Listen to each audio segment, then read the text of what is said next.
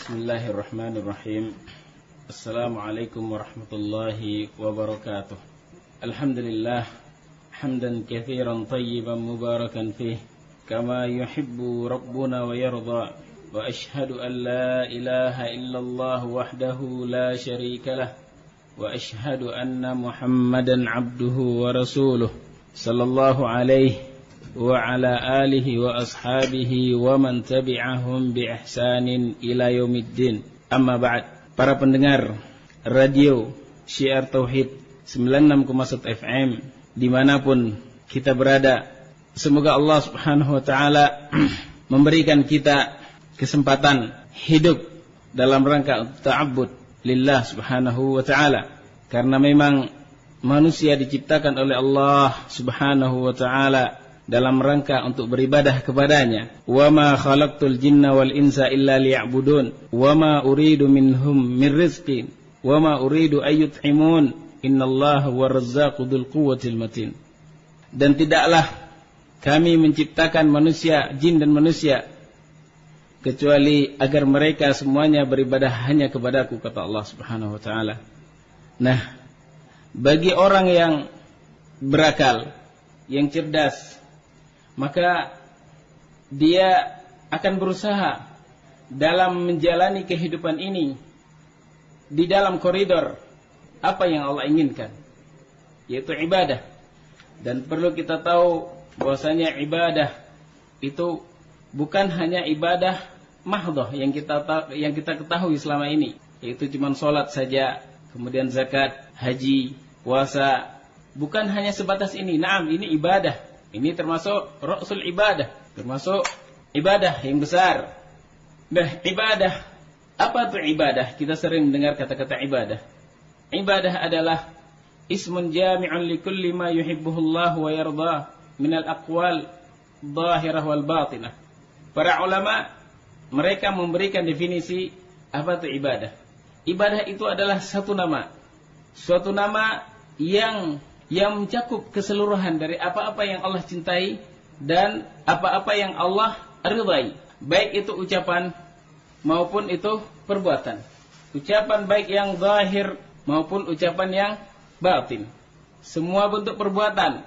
Salat misalnya, ini merupakan ibadah jawarih, anggota badan. Kemudian haji, juga anggota badan. Kemudian zikir, baca Quran dengan lisan. Kemudian di sana ada ibadah dengan hati seperti khauf lillah, tawakkul lillah, kemudian raja 'ala Allah, isti'anah, meminta pertolongan hanya kepada Allah Subhanahu wa taala. Ini semuanya dikatakan ibadah. Nah, ketika kita tahu bahwasanya ini adalah ibadah, maka tidak boleh kita palingkan sedikit pun kepada selain Allah Subhanahu wa taala. Wajib untuk kita serahkan semua bentuk ibadah hanya kepada Allah Subhanahu wa taala. Dan ini yang sering kita baca. Terus kita baca di dalam salat kita, innas salati wa nusuki wa mahyaya wa mamati lillahi rabbil alamin.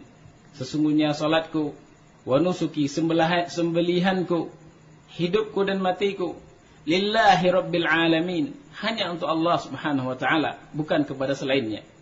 Nah, bagi orang yang mengetahui bahwasanya Allah Subhanahu wa ta'ala menciptakan kita dalam rangka ini, dalam rangka untuk beribadah kepadanya, bukan semata-mata Allah menciptakan kita agar kita bisa berusaha untuk memperkaya diri atau untuk kehidupan dunia yang fana, tersibukkan dengan berbagai macam kesibukan sehingga terlalaikan kita dari ibadah kepada Allah Subhanahu wa ta'ala. Berarti orang tersebut tidak mengerti hakikat kehidupan yang sebenarnya. Tapi pada malam yang berbahagia ini, insyaallah kita akan berbicara, sanatakallam insyaallah, tentang 7 perkara yang bisa membinasakan seseorang yang terjatuh kepada 7 perkara tersebut. Dan 7 perkara tersebut termasuk adalah kabair. Akan tetapi di sini bukan pembatasan bahwasanya kabair itu hanya 7 perkara. Nah, tujuan kita mengetahui perkara tersebut, di antaranya 7 yang akan kita sebutkan nanti insyaallah, agar kita bisa terjauh dari perkara tersebut, agar kita bisa terhindar dari perkara tersebut. Bukan berarti ketika kita mengetahui kemudian kita untuk amalkan, la.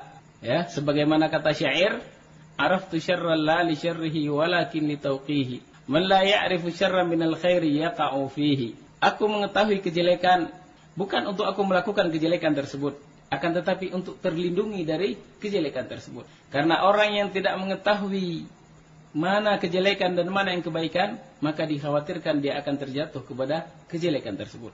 Nah, dan ini yang Allah perintahkan untuk kita menjauh dari kabair, yang dengannya Allah Subhanahu wa taala akan mengampuni kita.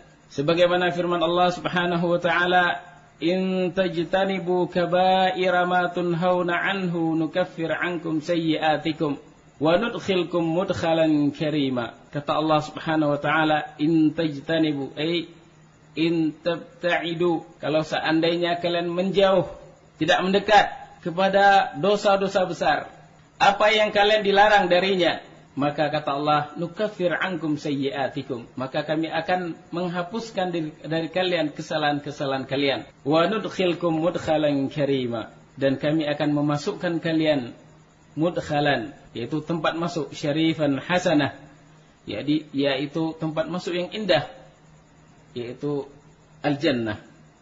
Siapa di antara kita yang tidak mau jannah? Semua kita tidak kecuali. Pasti yang kita minta kepada Allah Subhanahu wa taala adalah jannah. Karena di akhirat cuma dua pilihan. Imma jannah wa imma nar. Kalau tidak mendapatkan kenikmatan, maka akan mendapatkan adab. Fariqum fil jannah wa fariqum fis sa'ir. Sebagian ke dalam jannah dan sebagian ke dalam sa'ir. Tidak ada tengah-tengah. Imma dia akan mendapatkan kenikmatan yang abadi selama-lamanya, yaitu dalam jannah, atau dia akan mendapatkan adab, kesengsaraan di dalam neraka. Maka wajib bagi kita untuk memperhatikan perkara tersebut, untuk terus kita berupaya mempelajari ilmu agama Allah Subhanahu wa taala, mengetahui halal dan haram, halal untuk kita amalkan, haram untuk kita tinggalkan. Baik, menjadi tanda tanya, apa itu kabair? Apa yang diinginkan oleh Allah dalam Al-Quran dalam surat ini? In tajtanibu kaba'ira ma tunhauna anhu nukaffir ankum sayyi'atikum. Kabair yang dilarang oleh Allah Subhanahu wa taala, kabair yang bagaimana? Baik, di sana para ulama mereka memberikan definisi tentang apa itu kabair. Di antara definisi kabair yang didefinisikan oleh Al-Imam Husain ibn Fadl, beliau mengatakan, ma sammahu Allahu fil Qur'an kabiran aw 'aziman, apa yang Allah namakan di dalam Al-Qur'an kabiran, 'aziman, besar, yang agung, yang besar. Ketika Allah sebutkan Al-Qur'an, Allah menyebutkan tentang perkara-perkara, kemudian ditutupi dengan itu adalah perkara yang mungkar, itu adalah perkara yang besar. Seperti firman Allah Subhanahu wa taala, innahu kana huban kabira. Sesungguhnya perkara tersebut adalah huban kabira, ay ithman kabira, dosa yang besar. Ya, ini di surat An-Nisa. Allah sebelumnya menerangkan bagaimana haramnya mendekati harta anak yatim. Kemudian tidak boleh mencampur harta anak yatim dengan harta kita, dikhawatirkan kita akan termakan harta anak yatim. Maka orang yang tidak memperhatikan perkara tersebut terjatuh kepada memakan harta anak yatim. Kata Allah, innahu kana huban kabira. Itu merupakan dosa yang sangat besar. Kemudian firman Allah dalam surat yang lainnya, inna qatlahum kana khit'an kabira. Sungguhnya membunuh mereka itu merupakan khit'an kabira, kesalahan yang sangat besar. Kemudian dalam surat yang lainnya firman Allah, inna syirka la zulmun azim. Sebutkan dengan la zulmun azim, sesungguhnya kesyirikan itu adalah kezaliman yang sangat besar. Kemudian firman Allah dalam surat yang lainnya, inna kaidahum azim. Kaid, makar, inna kaidakunna azim. Sungguhnya makar kalian itu sangatlah besar. Subhanaka hadza buhtanun azim. Maha suci Engkau ya Allah, ini adalah kedustaan yang sangat besar. Inna dzalikum kana 'indallahi 'azima. Yang demikian itu di sisi Allah adalah perkara yang besar. Lafaz-lafaz seperti ini, kata Al-Imam Husain ibn Fadl, kata beliau, ini menunjukkan bahwasanya perkara tersebut adalah dosa besar. Di sana ada definisi yang lainnya yang disebutkan oleh Ad-Dhahhak. Kata beliau, apa itu dosa besar? Kabair, apa itu kabair? Kata beliau, kabair itu adalah ma au'adallahu alaihi haddan fid dunya au adaban fil akhirah. Kata beliau adalah, apa itu dosa besar? Apa yang Allah ancamkan di dunia dengan ada hukumannya, seperti zina, orang yang telah menikah kemudian berzina, maka diberikan kena atasnya had, yaitu dibunuh. Kemudian orang yang berzina yang belum menikah, maka dijilid, ada hadnya di dunia. Pencuri dipotong tangannya, membunuh, maka hukum Islam dikisos, dibunuh. Ini ada hadnya di dunia. Ini menunjukkan bahwasanya perkara tersebut adalah dosa besar. Au adaban fil akhirah. Ya, atau Allah ancam dengan adab di akhirah. Kata Imam Dhahhak, ini adalah definisi dosa besar.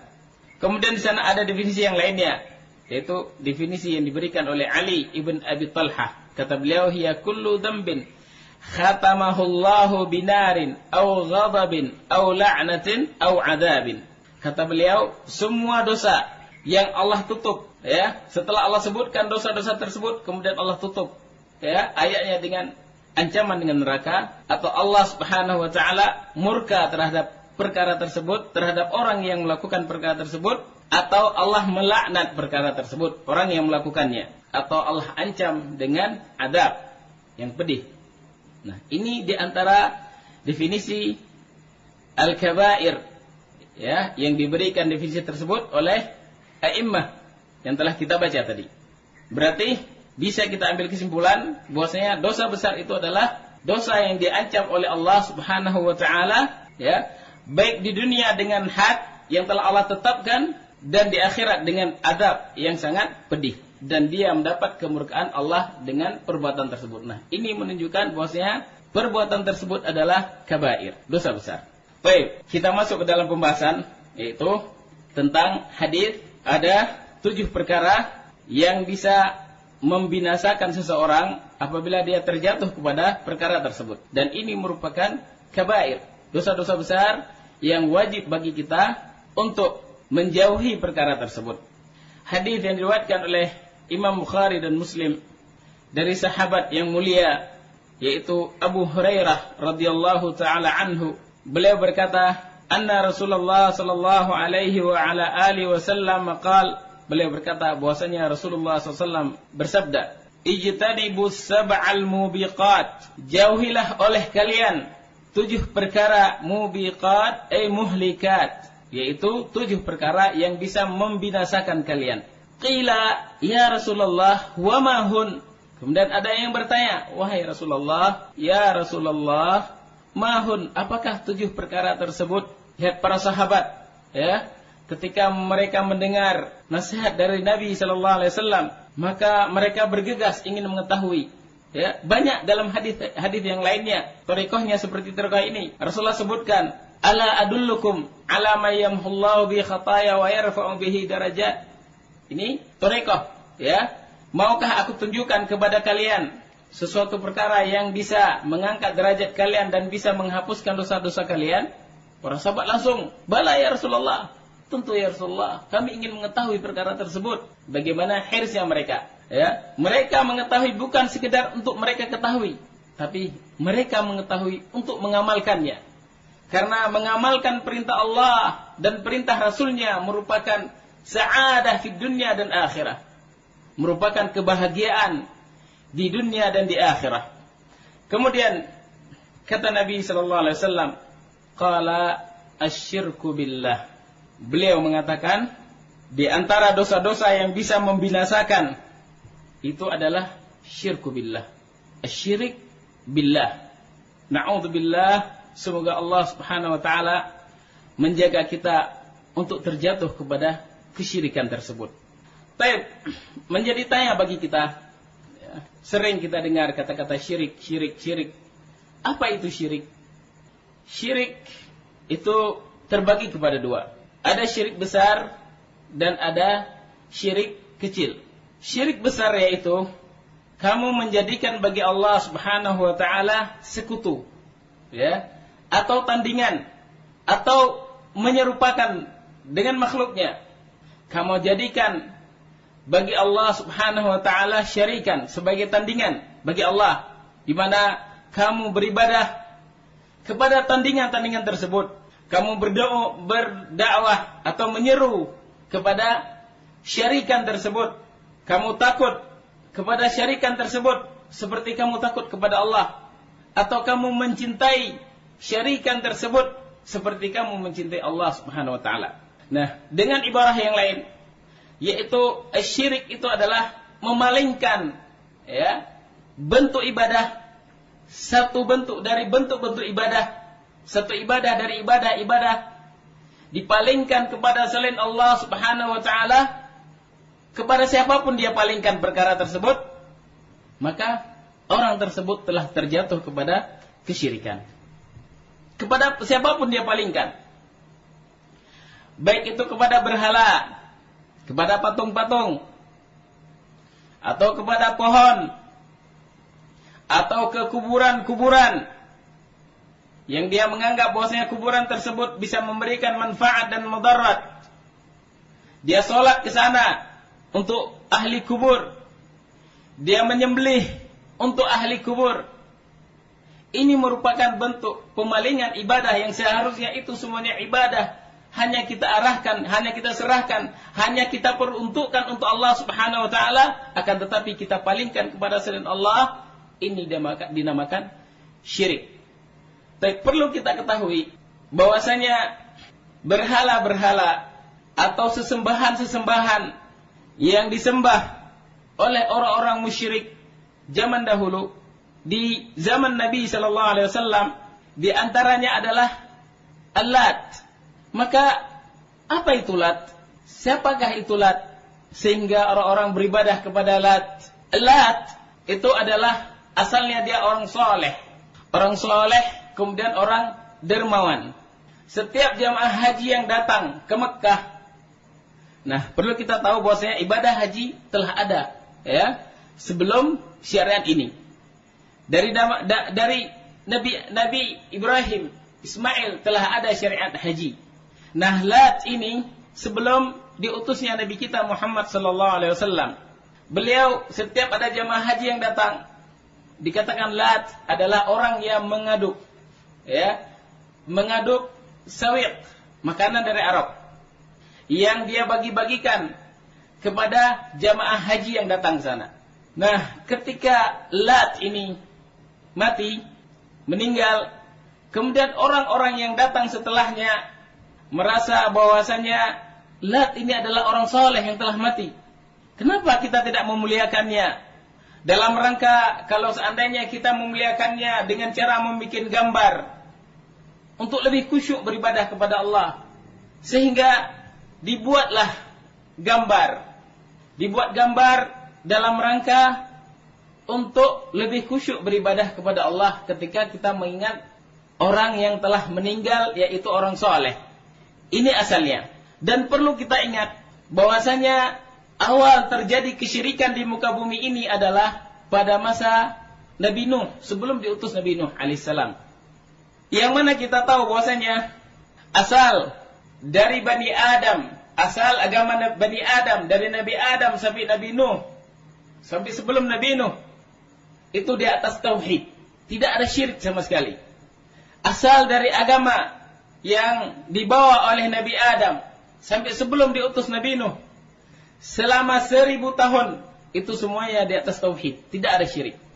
Sebagaimana kata Ibnu Abbas radhiyallahu taala anhuma, kana baina Adam wa Nuh asyaratu qurunin kulluhum ala tauhid.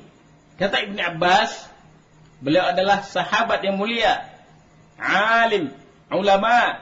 Beliau berkata bahwasanya zaman antara Nabi Adam dengan Nuh itu ada 1000 tahun. Asyara kurun, yaitu 10 kurun, 1 kurun itu 100 tahun. Asyara kurun 1000 tahun. Kulluhum ala tauhid. Semua mereka di atas tauhid, tidak ada syirik. Syirik itu adalah sesuatu yang datang kemudian masuk dalam agama Bani Adam ini. Asalnya agama Bani Adam adalah agama tauhid. Tapi awal terjadi kesyirikan ya di masa Nabi Nuh, yaitu sebelum diutus Nabi Nuh alaihissalam, setelah waktu 1000 tahun ini.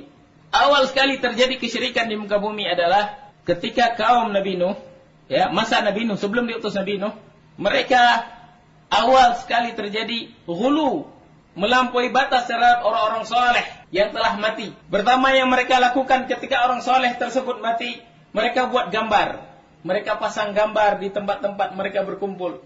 Kemudian mereka melihat gambar-gambar tersebut dalam rangka, kata mereka, untuk lebih mengingatkan kita kepada Rabb kita, sehingga lebih khusyuk ibadah yang kita lakukan ketika kita melihat gambar-gambar orang soleh. Ghulu ini asal terjadi kesyirikan. Mereka menggambar orang soleh, kemudian orang-orang yang pertama melakukan ini, mereka belum ada niat untuk beribadah, hanya untuk mengingat ini orang soleh yang telah mati. Dengan kita letakkan gambar seperti ini, maka akan lebih khusyuk ibadah kita. Meninggal generasi ini, datang generasi selanjutnya, belum disembah, masih mereka menganggap ini adalah peninggalan bapak-bapak kita yang harus kita lestarikan. Gambar ini, mereka pelajari bahwasanya gambar ini adalah gambar orang soleh. Kemudian mati generasi sampai datang generasi yang ketiga dan seterusnya, mereka menganggap inilah yang dijadikan oleh kakek-kakek kita dahulu tempat mereka bertawasul. Mereka jadikan akhirnya gambar-gambar tersebut, mereka kembalikan semua urusan kepada apa yang mereka buat tersebut. Mereka menganggap ini bisa mendatangkan mudarat, ini bisa mendatangkan manfaat dan lain sebagainya. Sehingga mereka mendatangi gambar-gambar tersebut yang telah mereka tempatkan pada suatu tempat. Mereka datangi. Kemudian mereka meminta di sana, engkau adalah orang-orang soleh, engkau adalah orang-orang yang dekat dengan Allah, ya, maka mintalah kepada Allah terhadap kami. Kami orang yang lemah, kami tidak mungkin langsung meminta kepada Allah, maka mintakan perkara ini, apa yang kami inginkan kepada Allah. Terus perkara tersebut terjadi. Ini awal terjadi kesyirikan di masa Nabi Nuh. Kemudian Allah Subhanahu wa taala mengutus rasulnya, yaitu Nabi Nuh alaihissalam, dalam rangka untuk melarang mereka dari kesyirikan tersebut, untuk melarang mereka beribadah kepada selain Allah Subhanahu wa taala. Doa, istighatsah, isti'anah, yang itu merupakan ibadah, mereka serahkan kepada selain Allah Subhanahu wa taala.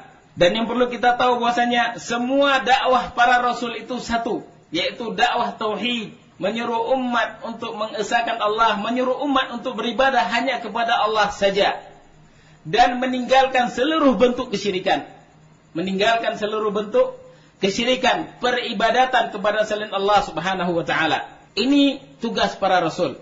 Sebagaimana firman Allah Subhanahu wa taala, "Wa ma arsalna min qablika min rasulin illa nuhi ilaihi annahu la ilaha illa ana fa'budun." Nabi Nuh alaihissalam, kemudian nabi-nabi yang diutus oleh Allah setelah Nabi Nuh, ya. Wa ma arsalna, kata Allah, dan tidaklah kami mengutus seorang rasul pun sebelum kamu wahai Muhammad, kecuali kami wahyukan kepadanya annahu la ilaha illa ana, bahwasanya tidak ada sesembahan yang berhak untuk disembah kecuali aku, fa'buduni, kata Allah, maka beribadahlah kalian hanya kepadaku. Semua bentuk ibadah yang telah kita sebutkan di awal pertemuan kita, semua bentuk ibadah wajib dan harus untuk kita peruntukkan hanya untuk Allah saja, bukan kepada yang lainnya. Inilah dikatakan tauhid. Ketika orang berpaling dari ini, maka dia telah terjatuh kepada kesyirikan. Wal'iyadzubillah. Kemudian kesyirikan yang terjadi pada masa Nabi Musa terjadi ketika umat-umat tersebut, yakni Bani Israel, menjadikan ijil sebagai Tuhan mereka. Dan kita bisa baca dalam Al-Quran bagaimana Allah kisahkan perjuangan dakwah Nabi Musa dengan Harun, saudaranya, dalam menyebarkan dakwah tauhid, dakwah yang diperintahkan oleh Allah Subhanahu wa taala.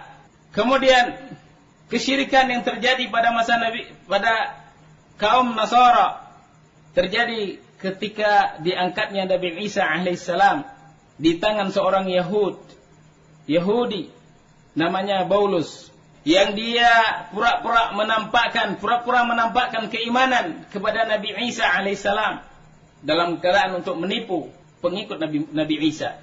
Maka dialah orang yang memasukkan ke dalam agama Nasrani tersebut, agama Nasara tersebut, ibadatus salib, beribadah kepada salib, dan beribadah kepada wathaniyin, kepada berhala-berhala yang lainnya. Kemudian terjadi kesyirikan pada Bani Ismail, yaitu orang-orang Arab. Terjadi ketika Amr ibn Luhai al-Khuzai. Dialah orang yang merubah agama Ibrahim, Nabi Ibrahim. Yang nama agama Ibrahim itu adalah agama tauhid. Dan dia mendatangkan berhala ke Ardil Hijaz dari Syam. Kemudian dia memerintahkan untuk diibadahi berhala-berhala tersebut. Ini di antara kesyirikan yang terjadi pada manusia, pada sejarah manusia dari masa Nabi Nuh, kemudian Nabi Musa, kemudian Nabi kita Muhammad SAW, itu dari keturunan Ismail. Akan tetapi Allah Subhanahu wa taala telah berjanji untuk terus menjaga agama tauhid ini. Karena Allah Subhanahu wa taala berjanji untuk menjaga Al-Qur'an. Inna nahnu nazzalna dzikra wa inna lahu lahafidhun. Sesungguhnya kamilah yang telah menurunkan Al-Qur'an, Adz-Dzikr, dan kami yang akan menjaga Al-Qur'an tersebut. Berarti menjaga Al-Qur'an adalah menjaga agama. Karena agama ini sumbernya adalah Al-Qur'an. Selama Al-Qur'an masih ada, maka insyaallah kaum muslimin akan tetap di atas petunjuk. Tentunya selama mereka masih berjalan di atas Al-Quran, petunjuk Al-Quran. Baik, ini yang berkaitan dengan syirik. Adapun syirik kecil, di antaranya adalah ar-riya. Ini di antara syirik kecil. Seseorang dalam beribadah kepada Allah Subhanahu wa taala, kemudian di sana juga dia menginginkan sesuatu, ya, selain Allah Subhanahu wa taala. Ini di antara bentuk ar-riya. Kesyirikan, syirik merupakan termasuk dosa yang sangat besar, bahkan bisa mengeluarkan orang. Syirik itu, syirik besar tentunya akan mengeluarkan seseorang dari Islam, dan dia akan kekal di dalam neraka selama-lamanya. Sebagaimana firman Allah Subhanahu wa taala, "Innallaha la yaghfiru ayyushraka bih wa yaghfiru ma duna dzalika liman yasha." Sesungguhnya Allah Subhanahu wa taala tidak akan mengampuni bagi pelaku kesyirikan untuk dia disekutukan, dan Allah mengampuni dosa selain syirik bagi siapa yang Allah kehendaki. Firman Allah dalam surat yang lainnya, "Innahu may yusyrik billah faqad harramallahu 'alaihi al-jannah wa ma'wahu an-nar wa ma lidh-dhalimin min ansar."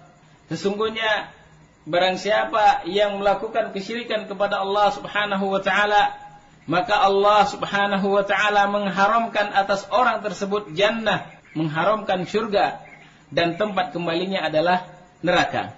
Wa qala ta'ala, "Inna syirka la dzulmun 'adzim." Dan syirik itu adalah kezaliman yang sangat besar. Kezaliman di antara kezaliman dan puncak kezaliman yang paling besar itu adalah asyirik. Dan ayat-ayat yang lainnya dalam Al-Quran banyak bagaimana Allah Subhanahu wa taala mengancam pelaku kesyirikan. Maka barang siapa yang melakukan kesyirikan kepada Allah Subhanahu wa taala, dia mati dalam keadaan melakukan kesyirikan kepada Allah, belum bertaubat, maka dia termasuk ahli nar qat'an. Pasti dia akan masuk ke dalam neraka selama orang tersebut mati dalam keadaan melakukan kesyirikan. Sama seperti orang Yahudi atau Nasrani, ya, yang dia mati dalam keadaan dia dalam agama tersebut, maka dia mati masuk neraka. Termasuk mati tempat kembalinya adalah neraka. Sebagaimana orang yang beriman kepada Allah Subhanahu wa taala, maka kalau mati dia di atas keimanan, maka dia termasuk ahlul jannah. Walaupun terkadang diadab, kalau seandainya ada dosa yang tidak diampuni oleh Allah Subhanahu wa taala, maka Allah akan mengadab orang tersebut sebagaimana yang Allah kehendaki. Kemudian kalau dia memiliki tauhid, dia akan diangkat oleh Allah Subhanahu wa taala, kemudian Allah masukkan ke dalam syurga. Kata Nabi SAW, qala Nabi SAW, "Ala unabbiukum bi akbaril kabair al-isyraku billah."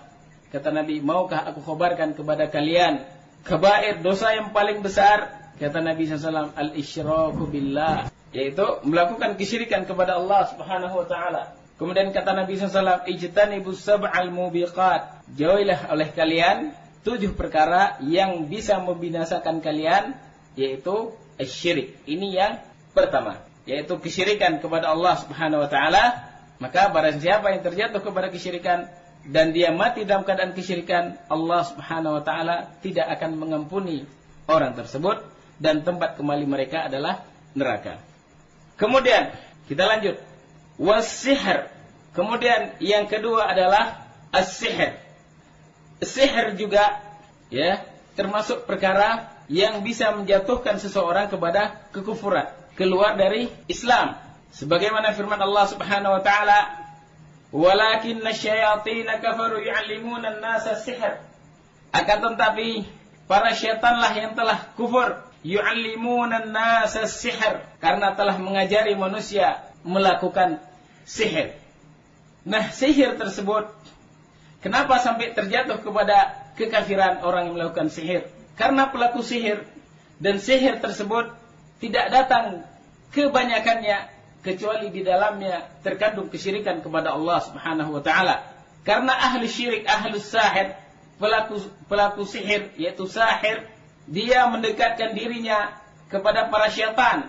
Dia berdoa kepada syaitan, meminta kepada syaitan, kemudian menyembelih kepada syaitan dalam rangka untuk mendekatkan diri mereka kepada syaitan dan melakukan ibadah-ibadah yang lainnya yang dia tujukan kepada syaitan. Baik, ini perkara sihir adalah mubiqat yang kedua, sesuatu yang bisa mencelakakan seseorang. Baik, para syaitan al-mal'un yang terlaknat, tujuan dia mengajari sihir kepada tukang sahir, kepada tukang sihir, kepada manusia, ya, tidak lain agar manusia tersebut terjatuh kepada kesyirikan. Karena ketika seseorang siap untuk belajar sihir, yang sihir itu mereka ambil dari syaitan, yang mengajari sihir itu adalah syaitan, maka syaitan akan mensyaratkan kepada orang yang mau belajar ilmu sihir adalah berbagai bentuk kesyirikan. Menyembelih kepadanya, menyembah, beribadah kepadanya, sholat kepadanya, ya, yang seharusnya sholat itu hanya kepada Allah, dia serahkan salat tersebut kepada syaitan.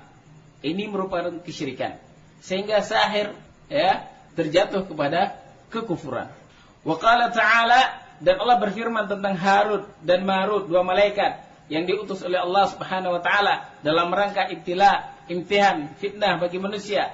Ya, ujian yang Allah tetapkan, yang Allah takdirkan. Wa ma yu'allimani, sebagaimana firman Allah dalam surah Al-Baqarah, "Wa ma yu'allimani min ahadin hatta yaqula innama nahnu fitnatun fala takfur fayata'allamuna minhuma ma yufarriquna bihi bainal mar'i wa zawjihi."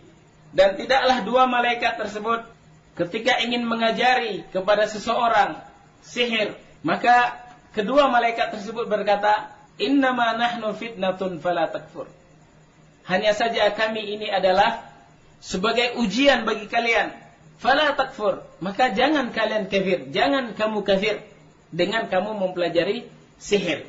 Orang yang mempelajari sihir bisa terjatuh kepada kekafiran. Ini firman Allah Subhanahu wa taala. Jadi 2 malaikat ini ketika ingin mengajari sihir kepada orang yang datang ingin belajar sihir, mereka terlebih dahulu memperingatkan, kami ini ujian bagi kalian, jangan kalian kufur dengan kalian mempelajari sihir. Fayata'allamuna minhuma, maka manusia tetap mempelajari dari mereka, belajar dari mereka sihir, ma yufarriquna bihi bainal mar'i wa zawjihi, yaitu di antara sihirnya adalah mereka yufarriqu bihi bainal mar'i wa zawjihi, mereka bisa memisahkan dengan sihir tersebut antara seseorang dengan suaminya atau seorang suami dari istrinya. Ini bentuk sihir, ya. Bentuk sihir yang perlu kita waspadai. Kita melihat banyak terjadi di kalangan kaum muslimin. Mereka mendatangi para dukun-dukun dalam rangka untuk mendapatkan sesuatu yang dengannya dia bisa melanggengkan kehidupan suami istrinya. Pengasih bahasa kita. Ini merupakan syirik kepada Allah Subhanahu wa taala.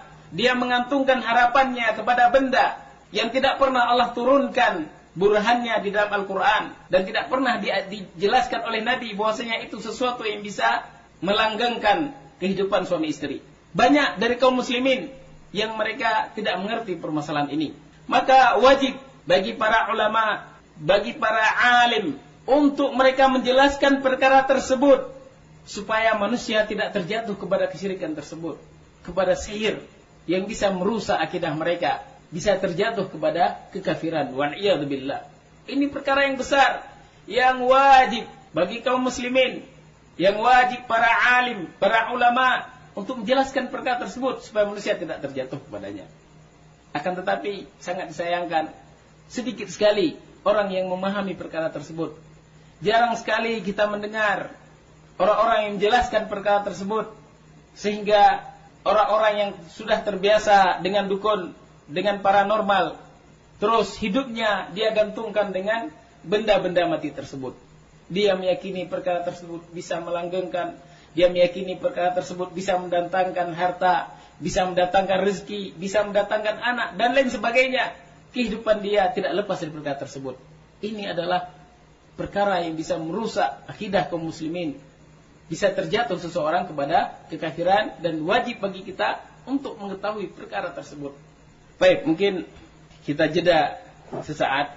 Mudah-mudahan apa yang telah kita sampaikan ada manfaatnya bagi kita semuanya.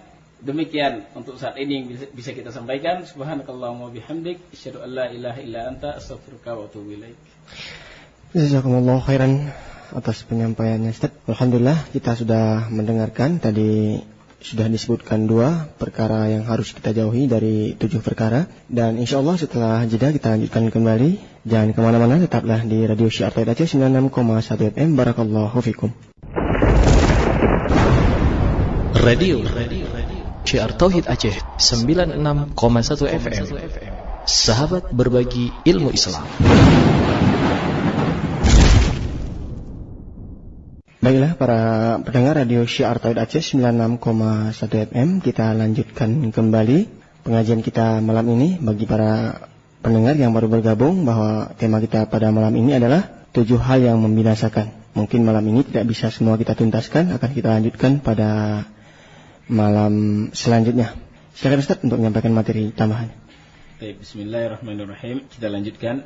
Kemudian kata Nabi SAW, yang pertama tadi adalah asyirku billah, kemudian yang kedua as-sihir, kemudian selanjutnya adalah qatlun nafsi allati harramallahu illa bilhaq.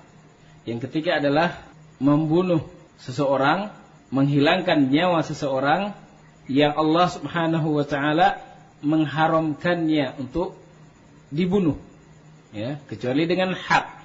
Al-haq diantaranya adalah orang yang murtad, orang yang keluar dari Islam, yang murtad dari Islam, maka bagi waliul amr, bagi pemimpin, untuk membunuh orang tersebut. Kata Nabi SAW, faman baddala dinah faqtuluh. Barang siapa yang mengganti agamanya, murtad dari agama Islam, maka bunuhlah. Ini perintah dari Nabi, bukan perintah dari kita. Tapi yang menegakkan hukum tersebut adalah waliul amr, pemerintah. Baik, yang ketiga adalah membunuh jiwa yang Allah haramkan untuk dibunuh, kecuali dengan hak. Yang hak tadi adalah orang yang murtad, kemudian orang yang telah menikah berzina, kemudian orang yang membunuh dibunuh. 3 kelompok orang tersebut yang boleh dibunuh, selainnya tidak boleh dibunuh. Haram untuk ditumpahkan darahnya. Sebagaimana firman Allah, wa may yaqtul mu'minan muta'ammidan fajaza'uhu jahannam khalidan fiha wa ghadiballahu alaihi wa la'anahu wa 'adda lahu 'adzaban 'azima. Firman Allah, barang siapa yang membunuh seorang mukmin muta'ammidan, dengan sengaja, maka balasannya adalah jahannam, neraka. Dia kekal di dalamnya. Fiha wa ghadiballahu alaihi, dia kekal di dalamnya, ya. Ada beberapa penafsiran dikatakan kekal, ya, karena membunuh ini juga termasuk bukan yang mengeluarkan seseorang dari Islam. Tapi kenapa di sini disebutkan khalidan? Sebagian ahli tafsir mereka mengatakan khalidan, mereka akan mendapati, akan menduduki neraka yang dengan waktu yang sangat lama, sangat-sangat lama. Kemudian di sana ada penafsiran yang lain. Sebagian ulama mereka mengatakan orang tersebut akan kekal di dalam neraka kalau seandainya dia meyakini bahwasanya membunuh seorang muslim itu adalah boleh, halal untuk dibunuh, dalam keadaan dia bukan 3 kelompok orang tadi. karena dia menghalalkan apa yang Allah haramkan, maka orang tersebut terjatuh kepada kekafiran dan dia kekal dalam neraka selama-lamanya. Wa ghadiballahu alaihi, dan Allah murka, Allah marah kepada orang yang membunuh orang Islam tadi, orang mukmin. Kemudian Allah wala'anahu, kemudian Allah melaknatnya dan Allah menyediakan baginya azab yang sangat pedih, azab yang sangat besar, azim.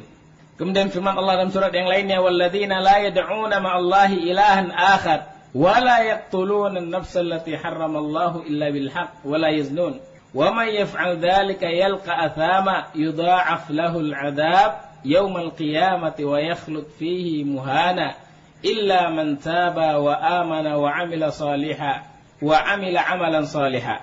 Syahidnya adalah wala yaqtuluna an-nafsa allati harramallah, dan orang-orang yang tidak menyeru bersama Allah Tuhan-Tuhan yang lainnya, tidak beribadah kepada selain Allah, tidak beribadah kepada Tuhan selain Allah Subhanahu wa taala, dan tidak membunuh jiwa yang Allah haramkan, dan tidak berzina, maka barang siapa yang melakukan perkara tersebut yalqa athama, maka dia akan mendapatkan atham, dosa yang besar. Yudha'af lahul azab, akan dilipat gandakan baginya azab pada hari kiamat, yaumul qiyamah. Wa yakhlud fihi muhana, dia akan kekal di dalamnya, akan tinggal dalam neraka dalam keadaan dia terhinakan, kecuali orang-orang yang bertobat. Illa man taba wa amana wa amila amalan salihah, kecuali orang-orang yang bertobat dan beriman kepada Allah dan beramal dengan amalan yang saleh. Syahidnya adalah tidak membunuh jiwa yang Allah haramkan. Berarti kalau dia melakukan perkara tersebut, dia akan dilipatkan ganda azab pada hari kiamat oleh Allah Subhanahu wa taala. Kemudian ayat yang lainnya, insyaallah kita tutup dengan ayat ini. Firman Allah Subhanahu wa taala, "Man qatala nafsan bighairi nafsin aw fasadin fil ardi, faka'annama qatalan nasa jami'a." Barang siapa yang membunuh suatu jiwa bighairi nafsin, yaitu membunuh seseorang yang seseorang itu bukan membunuh. Dia membunuh seseorang yang orang dia bunuh itu bukan dia orang pembunuh. Maksudnya bighairi nafsin, dia bukan membunuh orang tersebut bukan untuk dikisos, bukan karena kisos, tapi memang membunuh jiwa yang tidak bersalah, atau membunuh orang jiwa ya dalam rangka fasadin. Orang tersebut bukan orang yang melakukan kerusakan yang dia bunuh. Orang ini yang dia bunuh tersebut bukan pembunuh, dan orang ini yang dia bunuh tersebut bukan orang yang merusak di muka bumi ini. Maka faka'annama qatalan nasa jami'a, maka orang yang membunuh tadi seolah-olah dia telah membunuh manusia seluruhnya. Jadi orang yang membunuh satu orang, kata Allah Subhanahu wa taala, seolah-olah dia telah membunuh manusia seluruhnya, karena Allah mengharamkan darah kaum muslimin untuk ditumpahkan dengan tanpa ada sebab. Maka orang yang membunuh satu orang seolah-olah dia telah membunuh manusia seluruhnya. Baik, mungkin untuk pertemuan kali ini ya kita cukupkan sampai di sini. Adapun sisa yang belum kita sampaikan, insyaallah akan kita sampaikan pada pertemuan yang akan datang, insyaallah subhanahu wa taala. Demikian, wabillahi taufiq wal hidayah. Wassalamualaikum warahmatullahi wabarakatuh. Waalaikumsalam warahmatullahi wabarakatuh. Radio Syiar Tauhid Aceh 96,1 FM. Sahabat berbagi ilmu Islam.